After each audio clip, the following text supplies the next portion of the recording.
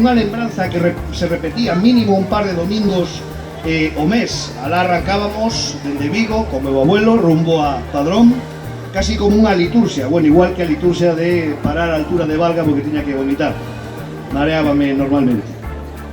En todo caso, sabedes a que viñamos a Padrón?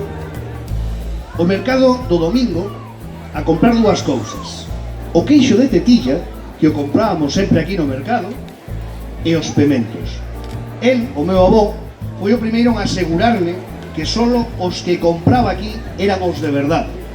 Estou a falar de máis de 34 anos atrás. El era constructor, nada que ver co gastronómico, pero o que sí era un amante de Galicia. Xa me decía de aquela que tiñamos que defendelo porque en España todo se quería copiar.